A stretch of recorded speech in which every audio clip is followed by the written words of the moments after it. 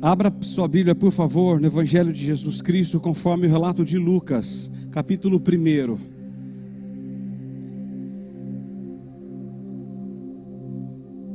Escrevi essa mensagem há uns anos atrás e acabei não falando esse texto lá no Anchieta, então ficou para trás. E aí eu reli essa semana e falei, é esse mesmo. Pensei em outros, mas nós vamos ler nessa noite dos versículos 26 até o 38, por favor. Lucas 1, 26 ao 38. Se você puder manter a Bíblia aberta depois, você já sabe a mesma história. Vamos ver algumas lições maravilhosas aqui. Diz assim: no 6º mês, foi o anjo Gabriel enviado da parte de Deus para uma cidade da Galiléia chamada Nazaré, a uma virgem desposada com certo homem da casa de Davi, cujo nome era José. A virgem chamava-se Maria.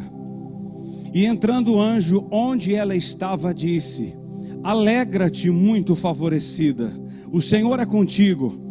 Ela, porém, ao ouvir esta palavra, perturbou-se muito e pôs-se a pensar no que significaria essa saudação.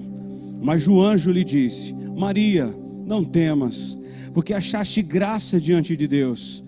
Eis que conceberás e darás à luz a um filho, a quem chamarás pelo nome de Jesus. Este será grande e será chamado Filho do Altíssimo. Deus, o Senhor, lhe dará o trono de Davi, seu pai. Ele reinará para sempre sobre a casa de Jacó, e o seu reinado não terá fim. Então disse Maria ao anjo: como será isto? Pois não tenho relação com homem algum. Respondeu-lhe o anjo: descerá sobre ti o Espírito Santo, e o poder do Altíssimo te envolverá com a sua sombra. Por isso, também o ente santo que há de nascer será chamado Filho de Deus. Isabel, tua parenta, igualmente concebeu a um filho na sua velhice, sendo este já 6º mês para aquela que diziam ser estéril. Porque para Deus não haverá impossíveis em todas as suas promessas. Então disse Maria: aqui está a serva do Senhor, que se cumpra em mim conforme a tua palavra. E o anjo se ausentou dela. Pai Celestial, nós estamos aqui nessa noite, nesse culto de Natal. Que seja um tempo da graça e do favor e do renovar do Senhor sobre nós, sobre a nossa mente, sobre o nosso coração, sobre a nossa vida espiritual. Abençoe cada um que aqui está e os que estão em casa, e que seja um tempo de renovo para a nossa vida. Eu quero te louvar por esse tempo, pelo culto, por todas as orações, pelo louvor e pela apresentação das crianças. Mas agora, fala conosco e que ouçamos a tua voz. É a nossa oração em nome de Jesus. Amém, amém. Pode se sentar, por favor, queridos. Irmãos, o nascimento de Jesus foi profetizado desde Gênesis 3:15. Os patriarcas apontaram para esse dia, os profetas descreveram esse momento. Todo o Antigo Testamento foi uma preparação para esse glorioso acontecimento. Através dos gregos, Deus deu ao mundo uma língua universal. Através dos romanos, Deus deu ao mundo uma lei universal. E através dos judeus, Deus deu ao mundo uma revelação sobrenatural. Agora, na plenitude dos tempos, como o pastor Eloy diz em Gálatas 4:4, Deus enviou o anjo Gabriel para comunicar esse glorioso dia. Há 7 lições aqui muito importantes para nós nessa noite. Com a Bíblia aberta, nós vamos ver em primeiro lugar o mensageiro. No versículo 26 diz o texto: no 6º mês foi o anjo Gabriel, enviado da parte de Deus para uma cidade de Galiléia chamada Nazaré. O mais interessante é que o mesmo anjo Gabriel que há 6 meses visitara Zacarias na Judéia, agora é enviado por Deus a Maria em Nazaré, na Galiléia. Esse anjo que assiste diante de Deus, diz o texto, é enviado para comunicar o evento mais importante da história. o nascimento do Messias, o Salvador do mundo. O mais interessante é que Gabriel só aparece aqui em Lucas 1 e em Daniel 8:16 e Daniel 9:21. Ele não aparece em nenhum lugar mais da Escritura. Ou seja, são fatos importantes que esse homem aparece, e ele aparece aqui mais uma vez, e é Gabriel. Esse é o mensageiro. Segundo, diz o versículo 27 que há uma virgem desposada com certo homem da casa de Davi, cujo nome era José. A virgem chamava-se Maria. Irmãos, o homem não é enviado a Roma, a sede do poder político. Ele não é enviado a Jerusalém, a sede do poder religioso. Ele não é enviado ao palácio para falar com poderosos e ricos da época, mas é enviado a uma jovem pobre, noiva de um homem pobre, numa cidade pobre, marcada pelo desprezo. Essa é a virgem, é Maria. A cidade natal de Maria é Nazaré, cuja população tinha algumas centenas de pessoas. Irmãos, Deus me fez ir com Maria, chamando essa moça pobre, noiva de um homem pobre, numa cidade pobre, e Deus me fez ir na genealogia de Jesus. E quando você vê a mesma genealogia, você vai encontrar Tamar, uma prostituta. Você vai encontrar Jacó, um enganador.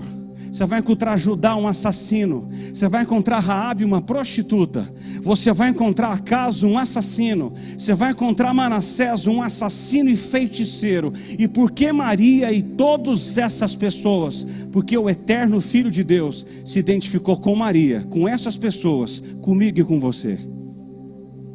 Vocês não entenderam? Que pena. Ele se identificou conosco, com a virgem.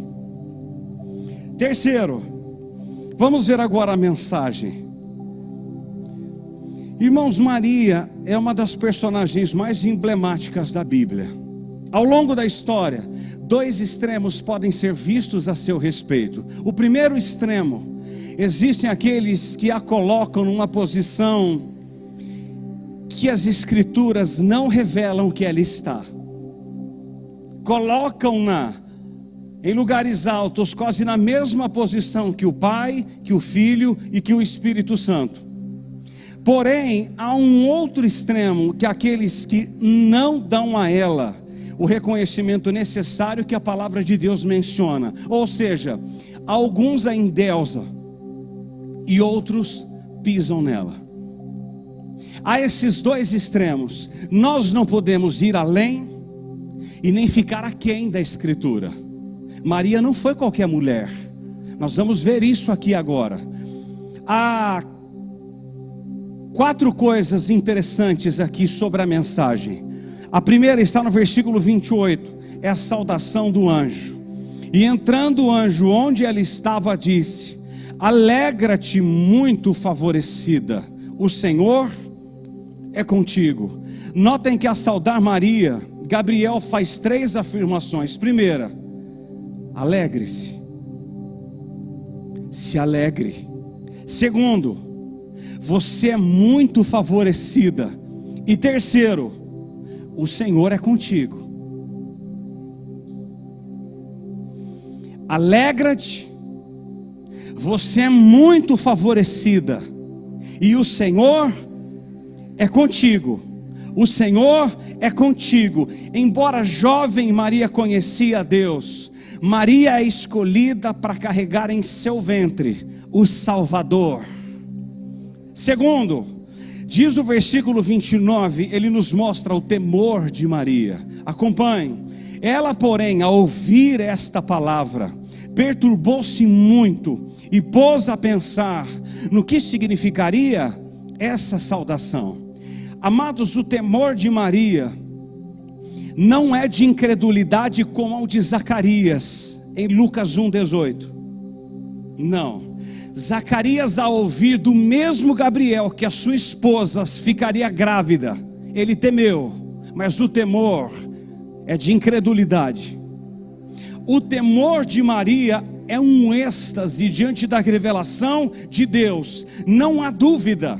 Ela quer apenas compreender o propósito de Deus. Então há um temor no coração de Maria. Terceiro, é a explicação do anjo nos versículos 30 e 31, acompanhe. Mas o anjo lhe disse: Maria, não temas, porque achaste graça diante de Deus. Eis que conceberás e darás à luz a um menino, a quem chamarás pelo nome de Jesus. Gabriel explica a Maria que ela não precisava ter medo, porque ela havia achado graça diante de Deus. Agora, achaste graça diante de Deus, a gente precisa entender isso, que algumas pessoas entendem erradamente. Achaste graça diante de Deus não pode, não deve ser entendido que Maria haveria de ser uma fonte de graça às outras pessoas. Não. Gabriel está simplesmente dizendo que o favor de Deus repousaria sobre ela. O favor de Deus repousa sobre nós, ainda nesse Natal, e repousaria sobre Maria. Achaste graça diante de Deus, e Deus viu graça em nós, como viu em Maria. Glória a Deus por isso. Quarto lugar, nós vamos ver agora a pessoa divina humana de Jesus. Irmãos, a partir do versículo 31 até o 38, o anjo Gabriel passa a detalhar para Maria as características singulares de seu filho. Quem é o Jesus que celebramos nessa noite? Quem é o Jesus do Natal? Vamos ver. Primeiro, diz o versículo 31 que lemos, que ele é o Salvador do seu povo. Olha aí para o texto. Eis que conceberás e darás à luz a um filho, a quem chamarás pelo nome de Jesus. Mateus 1:21 diz que o seu nome será Jesus, pois ele será o Salvador do seu povo. Irmãos, o que é o Natal? As ruas ficam cheias, os comércios ficam mais agitados, todos nós corremos de lá para cá para presentearmos uns aos outros. Sabe o que é mais interessante? É que o primeiro Natal também estava assim, lá em Belém. As pessoas estavam preocupadas com tantas coisas que não havia mais lugar para Jesus. Quando José e Maria chegam a Belém, não havia mais lugar para Jesus nas estalagens. O povo corria para lá, para cá, para lá, para cá, para lá, para cá. A cidade fervilhando de gente. E não tinha espaço para Jesus. Não havia mais espaço para Ele. Isso me faz pensar. Eu gostaria que você pensasse comigo essa noite. Nós corremos tanto. Não é errado ganhar presente. Aliás, eu estou com a sua camisa, aleluia. Estou com o sapato do pastor Eloy que ele me deu, aleluia. Não é errado ganhar presente. Não é errado. O problema é Jesus estar fora. Irmão, você já pensou num negócio desse? Você cear com a família toda e vai para lá e aleluia, e fala a língua na hora da ceia, é uma coisa espetacular. E Jesus está para fora? Pensa nisso. Pensa. Era exatamente o que aconteceu no primeiro Natal. Não havia espaço para Ele. Não havia espaço para o Criador do universo dentro dos lares. O Salvador do mundo estava fora de alguns lares. Manjedoura e cruz foram conectadas. Belém com Jerusalém. Irmãos, nós não podemos pensar em Natal sem pensar no propósito do Natal. E qual é o propósito do Natal? O Natal existe para que esse menino que nasceu em Belém marchasse triunfantemente pelo Calvário, morresse, ressuscitasse ao terceiro dia, subisse para estar com o Pai de eternidade em eternidade, para ser o seu intercessor, o seu mediador, e nos salvasse dos nossos pecados. João 3,17, emendando com João 3,16, João diz assim: porque Deus enviou seu Filho ao mundo, não para que julgasse o mundo, mas para que o mundo fosse salvo por ele. Ele é o nosso Salvador, Ele é o nosso Salvador, e louvado seja o nome dEle. Segundo, quem é o Jesus que celebramos no Natal?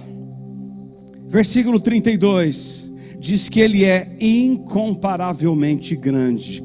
Este será grande, este será grande. Ah, amado, essa expressão é tão maravilhosa. Eu assisti essa semana com a Luciana na Record a crucificação de Jesus. Eu dizia: meu Deus, eles estão crucificando o Senhor, mas tu és grande. Eles diziam: salva-te a ti mesmo.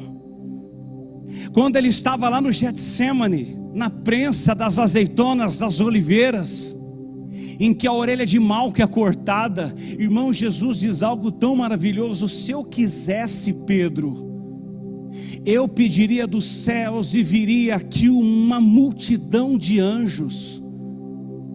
Irmãos, Ele é grande, Jesus é grande, Ele é grande. Diz o versículo 32, este será grande. Diz Lucas 1,15 que João Batista seria grande, mas Jesus é grande de forma incomparável. Sabem por quê? Porque Ele é o próprio Deus encarnado, como diz João 1,14. O Verbo se fez carne e habitou dentre vós. Nunca houve um momento na eternidade em que só o Pai existisse. Desde sempre existiu o Pai, o Filho e o Espírito Santo. Então Jesus é o Verbo eterno, co-igual, co-eterno e co-substancial com o Pai. Jesus diz em João 14,9: quem vê ao Pai vê a mim. João 10,30 ele diz: eu e o Pai somos um. Hebreus 1,3 ele diz: Ele, meu Filho, é a expressão exata do seu ser.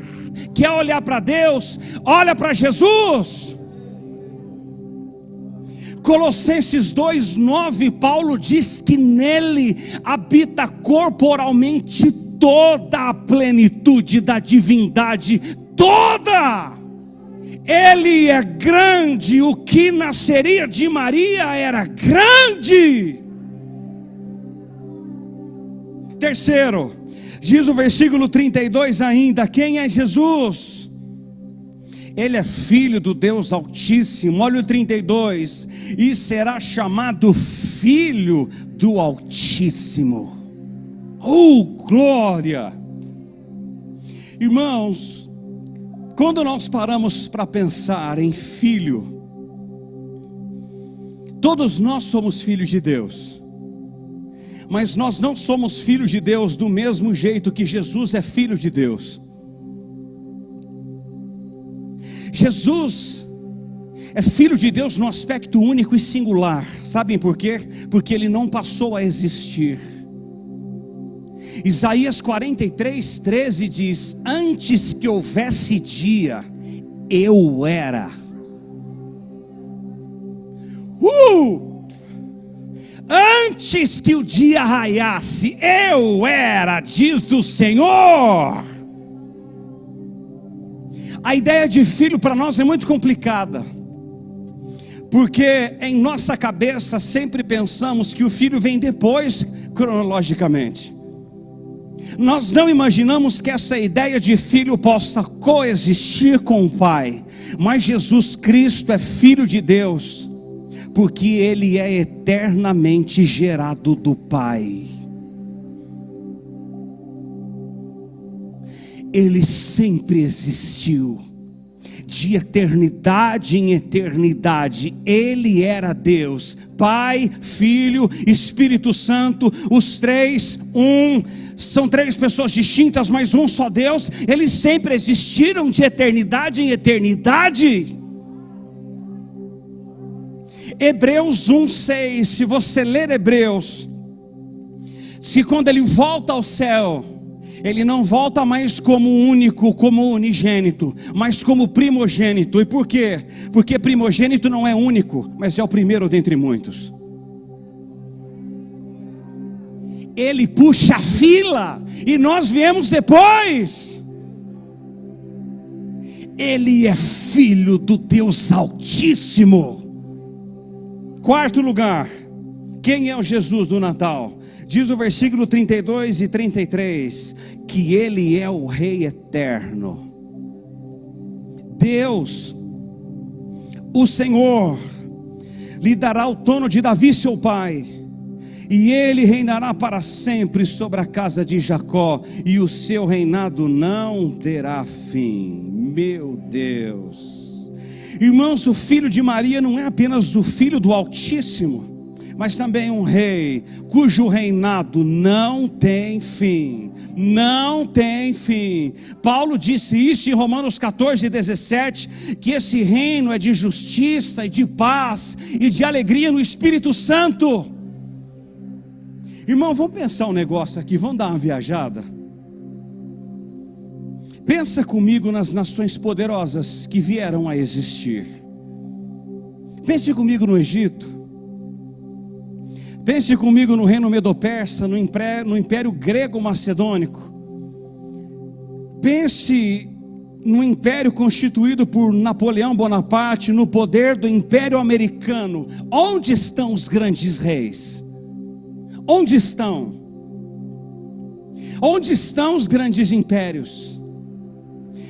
Os homens foram caindo e entrando para os anais da história apenas como lembrança. Porém, quando as cortinas da história se fecharem, o reino de Cristo durará para sempre, de eternidade em eternidade, de eternidade em eternidade.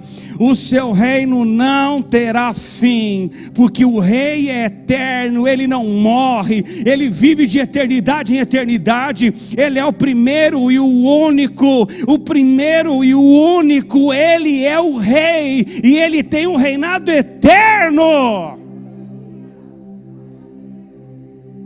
Quem reina com esse rei, reina eternamente, não morre eternamente, mas vive pelos séculos dos séculos.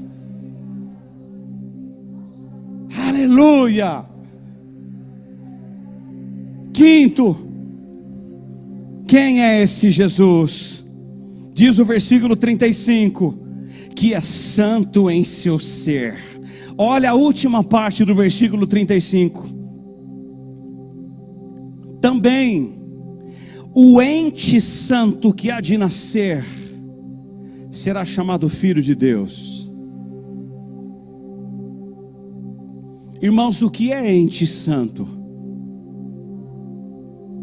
O que significa ente santo? O que é esse ente santo? Qual é a diferença de Jesus para nós? Amado, escute, porque isso aqui é lição de escola bíblica dominical. Todos os seres humanos que nasceram, que nascem e que nascerão, nascem com DNA contaminado pelo vírus do pecado.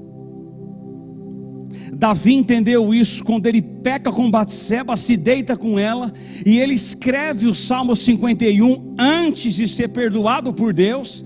E ele escreve no Salmo 51:3: em pecado me concebeu minha mãe. Sabem por quê?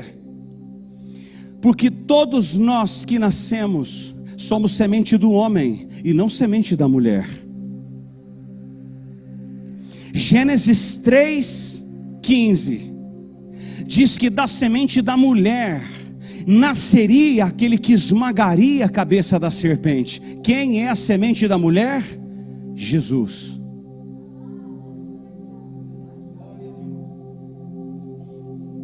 Jesus.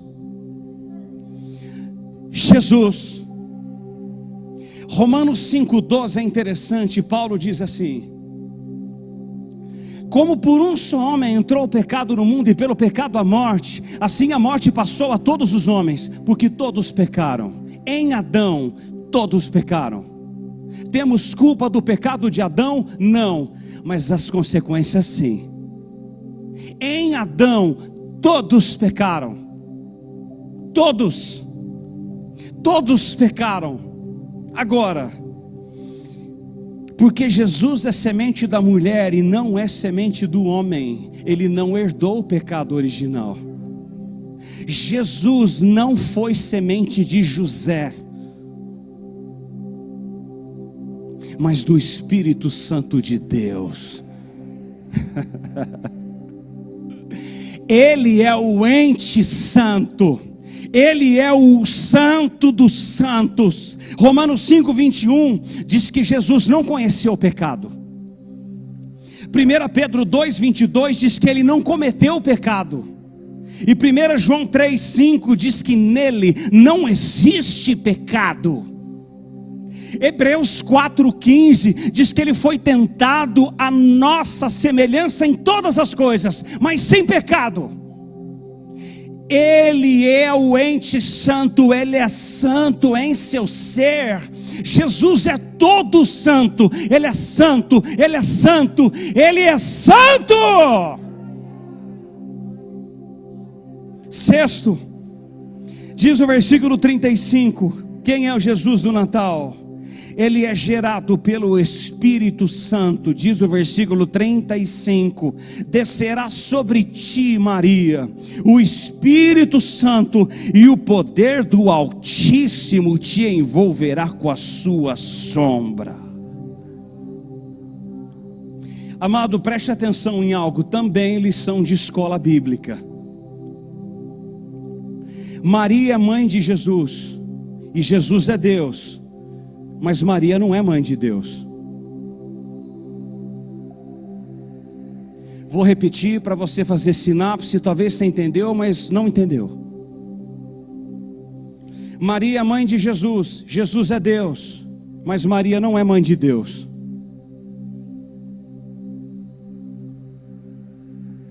Nunca foi e nunca será. Jesus tinha duas naturezas distintas, divino-humana. Como Deus, Jesus não teve mãe, e como homem, ele não teve pai. Se vocês tivessem entendido isso, vocês tinham dado um glória tão gostoso.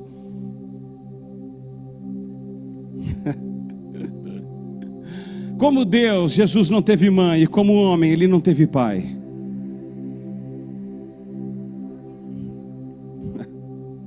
Porque Jesus não é fruto de uma relação natural entre homem e mulher, como todas as crianças.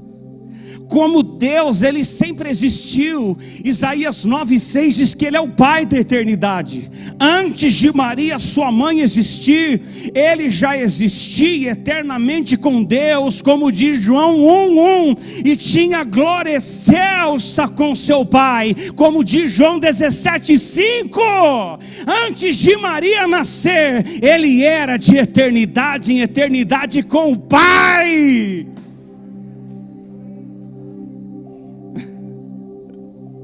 Ele foi gerado no ventre de Maria, não por concepção humana, mas por obra sobrenatural do Espírito Santo de Deus. Quem é Jesus? Quem é o Jesus que comemoramos esse Natal? Ele é o Salvador do seu povo. Ele é incomparavelmente grande. Ele é Filho do Altíssimo. Ele é o Rei eterno, porque ele reina de eternidade em eternidade.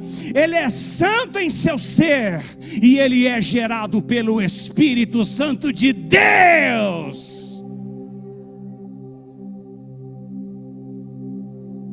Poderíamos parar por aqui e ir embora, porque já sabemos quem é o Jesus do Natal. Porém, é uma terceira coisa, e eu encerro. Quarta, há uma confirmação. Há 3 verdades, irmãos, aguça. A primeira está no versículo 36. O milagre já está a caminho. Eu vou repetir, ei, o milagre já está a caminho. Olha o 36. E Isabel, tua parenta, igualmente concebeu um filho na sua velhice, sendo este já o 6º mês, para aquela que diziam ser estéril. Amado, eu amo Jesus, cara.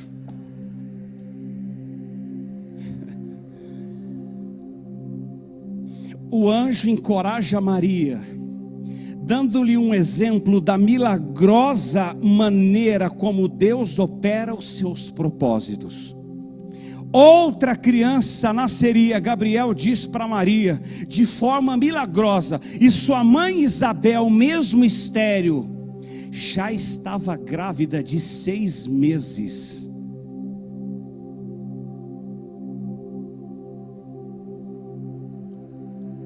Irmãos, no caso de Isabel, parece que Deus está atrasado, não parece? A mulher era idosa e estéril. Eu quero te dizer uma coisa, escute. Ainda que humanamente atrasado, Deus sempre cumpre no tempo certo os seus propósitos para a manifestação da sua própria glória. Ele não se atrasa, Ele chega na hora para fazer aquilo que precisa ser feito, com quem precisa ser feito, e na hora que precisa ser feito. Por quê? Porque Ele é Deus. Agora, no caso de Maria, parece que Deus está adiantado. Se olha para Isabel, está atrasado. Não se atrasou a Deus. Mas no caso de Maria, parece que Deus adiantou. Agora, se Isabel concebeu adiantada em dias, Maria haveria de dar à luz sem conceber com homem algum. Ambos os fatos são milagrosos. Uma idosa e estéril ter filhos, e uma jovem virgem que não havia se deitado com homem algum ter filhos. Sabe o que significa para nós? Deus continua fazendo.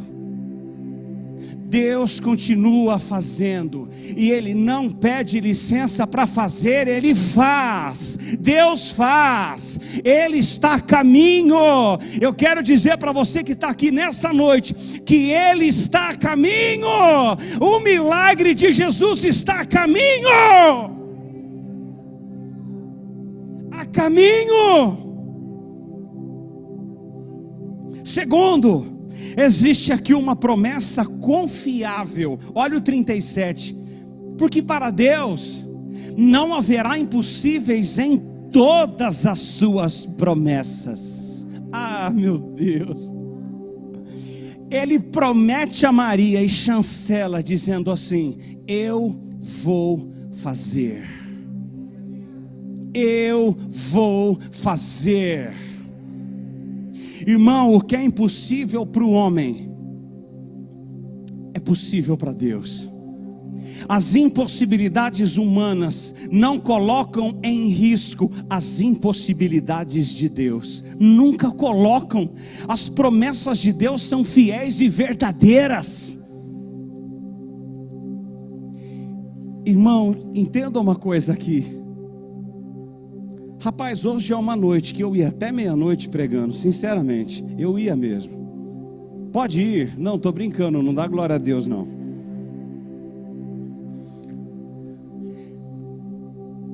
Deus pode fazer o que Ele quiser fazer. Irmão, Ele pode fazer tudo quanto quer fazer. Ele não pede para nós nada para fazer, Ele faz.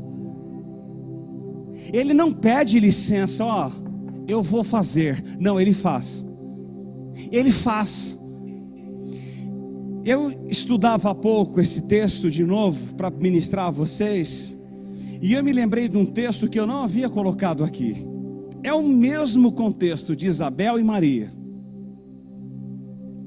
A esposa de Abraão não podia ter filhos. E aí Deus diz algo tão poderoso para Abraão em Gênesis 18:14. Olha a voz do Criador ressoando no nosso ouvido. Escuta: Abraão, acaso há para o Senhor alguma coisa demasiadamente difícil?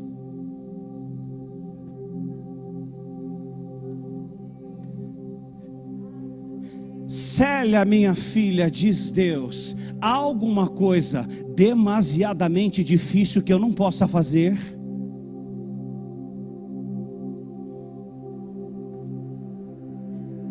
Sara sorri. Deixe Sara sorrir, mas eu, o Todo-Poderoso Deus, faço. Eu, diz Deus, eu ainda faço. O Salmo 115:3 diz que o Senhor está no céu e faz tudo quanto lhe apraz. Ele está no céu e faz tudo quanto lhe apraz. Ele faz o que quer, com quem quer e na hora que Ele quiser, para o louvor da sua própria glória. Ele faz, Fábio.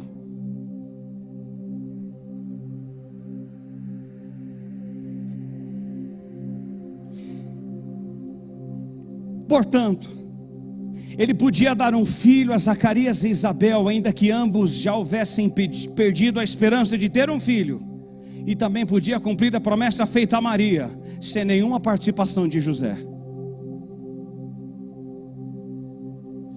Eu, diz Deus, eu cumpro o que eu prometi.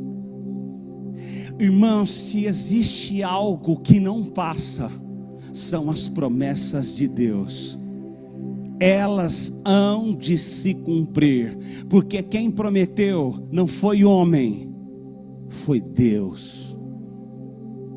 Ele vai cumprir todas as promessas, todas. Isabel era idosa e estéril, Maria jovem e virgem. Dois problemas completamente diferentes, que ainda assim não seriam impedimentos para o cumprimento da história da salvação. Deus faria e fez.